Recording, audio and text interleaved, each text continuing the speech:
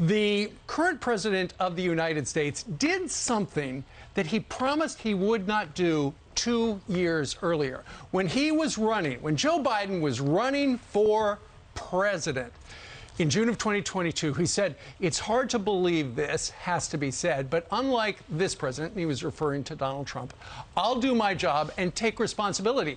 I won't blame others." Underline, I won't blame others. I'll repeat that.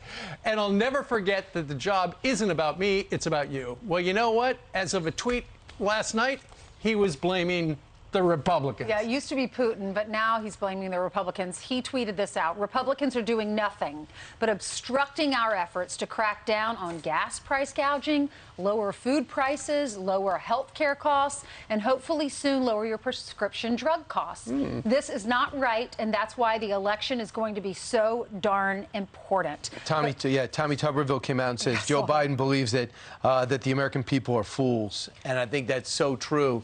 His approval rating shows no one's buying it, even his own party. They're the masters of spin, aren't they? I mean, when the last president was a Republican, gas prices were 50% lower than they are now. Inflation non-existent. Right. We were not dependent on other countries' energy, and you're right, there was no inflation. And border was under control. You're right. When you look at the two parties, the Republican Party is the party that is all about bringing the gas prices down by punching more holes in the earth. And the Democrats are, for the most part, the anti-fossil fuel party, and they want you to buy... But they're okay with punching holes in other countries. Absolutely, and that's why the president's heading to Saudi Arabia this week with a hat in hand to beg them to please give us some more oil. Let's bring in Piers Morgan, the host of Piers Morgan Uncensored on Fox Nation, and he joins us live from London. Piers, good afternoon to you there. Well, good morning to you in New York, and good afternoon from here in sunny London. Very hot day today. All right. So what do you make of that story we just mentioned, that now, when Joe Biden was running for president, he said, "I'm never going to blame anybody else. If I'm president, I'll be president. Buck stops here," kind of thing. But now, of course, he's blaming, today, it's the Republicans. In the past, it was COVID and Trump and beef packers, you name it. What's up with this guy? Well, the buck never actually stops with him, does it? This is the beauty of Joe Biden and his presidency. It's never his fault. If it's not the Russians, then it's the Republicans or it's whoever.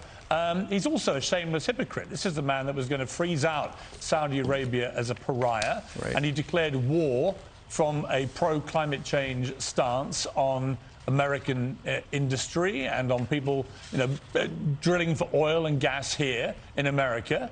And look how that played out. It's been a complete disaster as a policy. So now he goes cap in hand to Saudi Arabia, begging the Saudis for their oil because he has no option. And that's pure hypocrisy. So you've got a guy who constantly blames everybody else for his own policy nightmares. And I think he's heading for the same kind of ignominious departure as Boris Johnson here in the UK, where if you end up promising the earth and you don't deliver and you blame everybody but yourself, eventually the buck stops with you whether you like it or not.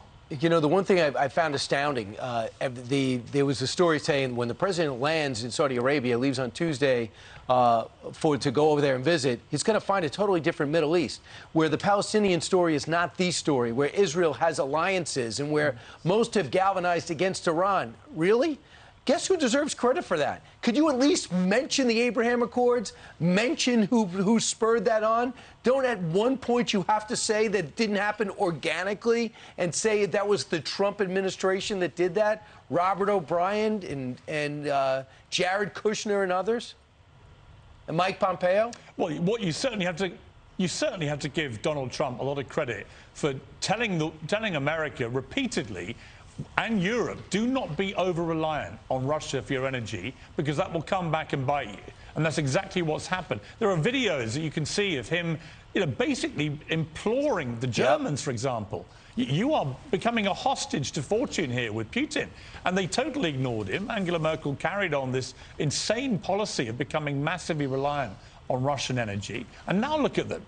Putin's got them right where he wants them. So I think that you're seeing, all over the place. Look at Sri Lanka right now with what's going on there. Absolute apocalyptic economic disaster because the government decided to declare war on farmers. If you look what's happening in the Netherlands, again, the farmers there who are genuinely and rightly concerned about their livelihoods and all going out of business because, again, because there are pro-green policies being aggressively foisted upon them, which in the current economic climate of the world, with the situation in Ukraine, with the incredible strain on energy and food, is utterly ridiculous. And you can see where this is now beginning to unfurl around the world. So, look, I don't think Joe Biden has any choice but to go to Saudi Arabia and do what he's doing. But let's remind him, as he goes, about what he said about Saudi Arabia before he became president. Oh, he does. They were going to be a pariah to him. He does have a choice. He could punch holes in the ground here in America and go back to the Trump policies. Well, yeah.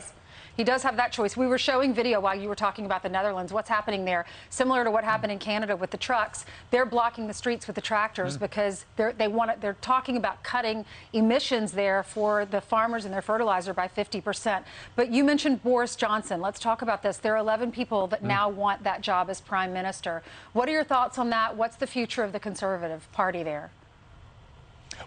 Well, it's, as always, a complete scramble. You've got every overambitious minister racing now to try and put themselves into the race. And they're an eclectic mix. They're a very diverse mix. We've got people like Nadhim Zahawi, who's the current chancellor of about a week. He is an Iraqi refugee with his family.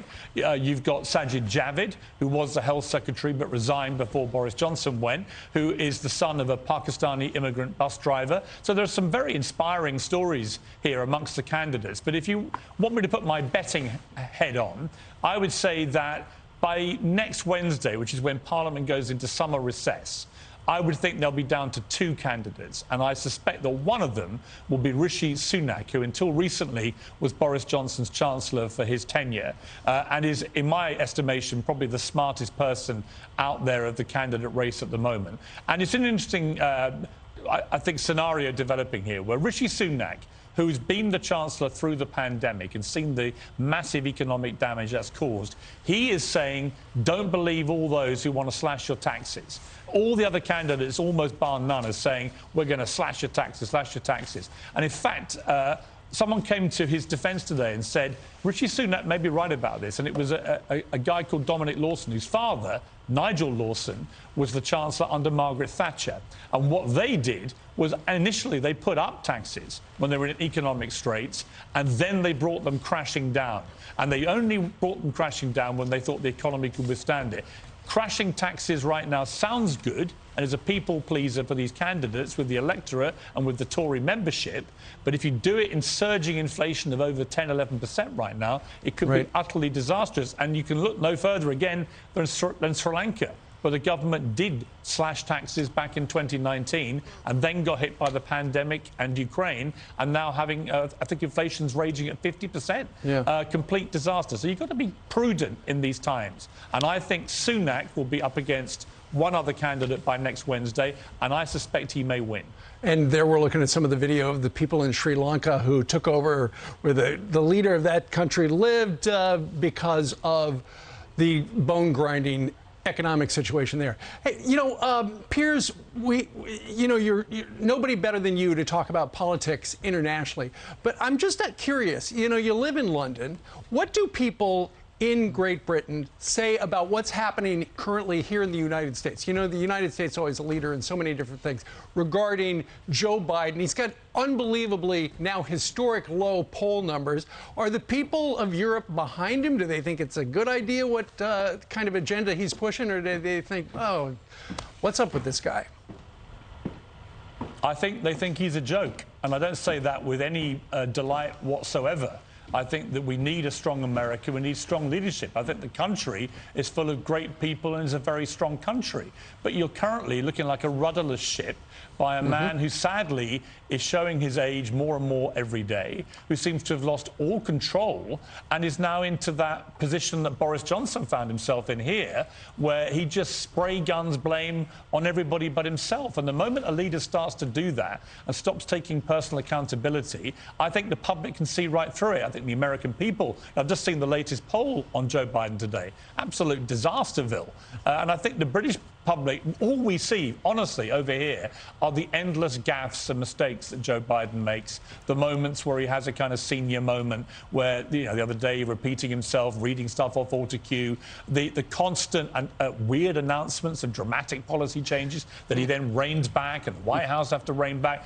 That's all we see over here. And I'm pretty sure that's all they see around the rest of Europe. You don't see a strong leader. You know, and Donald Trump, again, for all his faults, and he had many, but the one thing you were sure of was everybody knew who the President of the United States was, and there was a sense that America was strong, albeit slightly chaotic. I think with Joe Biden, I think the sense is that America at the moment exudes an air of weakness, which is an extraordinary situation for the most powerful country in the world. So this goes to the top. The president represents the United States of America, and he's got to get himself into gear, Joe Biden, or he's going to go down, as Boris Johnson has gone down as the worst prime minister in history here. Joe Biden could well go down, if he carries on at this rate, as the worst president, certainly in living memory. Right. The Jimmy Carter would be relieved. That would be one thing for sure. The other thing, I mean, they just talk about how he's declined rapidly since the last year and a half he's got the job, that he now shuffles, that where he's going to fall every single time he walks, that he works only 5 days a week. That's a 7-day-a-week job. I mean, if you don't have the energy, you can't do it. I thought that New York Times piece, Brian, was extremely unsettling. If I was an American citizen reading that piece by Peter with Baker, all that detail, like 5 days a week and not going out at night and having to watch every word he says in public, this is not good. You know, and I'm afraid that politics is a ruthless business. We've just got rid of the Prime Minister here, who was a very successful winner in 2019, only 2.5 years ago, and had a massive majority. But he's been bounced out because he did not deliver on his promises, and he was found wanting in times of crisis. The world is facing a very tough time right now. And the question that Joe Biden has to ask himself, does he have it in him, actually, to lead America and the world through this turbulent time? And I think if he's honest, he would say he doesn't. And then the question for the Democrats was, well, who on earth are they going to put up in the next election? Because right now, I would be predicting right now an absolute demolition of the Democrats in the midterms and an even more crushing victory in the 2024 election. Because how can you see any other pathway right now? We'll see. It could be Gavin Newsom. He's been promoting himself down in Florida, saying, hey, you Floridians who don't pay any taxes, why don't you move to California and pay the most taxes? So he can ruin the whole country like he ruined California. I have a house in California, and trust me, you don't want that. It is 120 days. Today is until the midterms. Piers, thank you very much. We know you're going to be on your show, Piers Morgan Uncensored. It airs on Fox Nation every afternoon Mickey at 4:30. Rourke tonight, live and uncensored. Mickey Rourke tonight. All right, repeat the line. Repeat the line. Mickey Rourke tonight. Mickey Rourke, live and uncensored. Doesn't get more uncensored than It reminds me of Joe Biden. Say it twice. Say it twice. Repeat the line. Repeat the line. Mickey Rourke today at 5. It was on my order cue. It was on my order cue. Right. We call it a teleprompter. Whatever. All right. Someone's out to... Teleprompter, I'm sorry. I forget where I am. Yeah. You remember I'm in London. You're not at your house in California, Mr. Big Shot. Sorry. Or Mr. Ron Burgundy. No, I will be soon, and when I am, I'll be talking all about your teleprompter. But here, it's an auto cue. All right. Well, our teleprompter says it's time to go for you. Thank you, sir.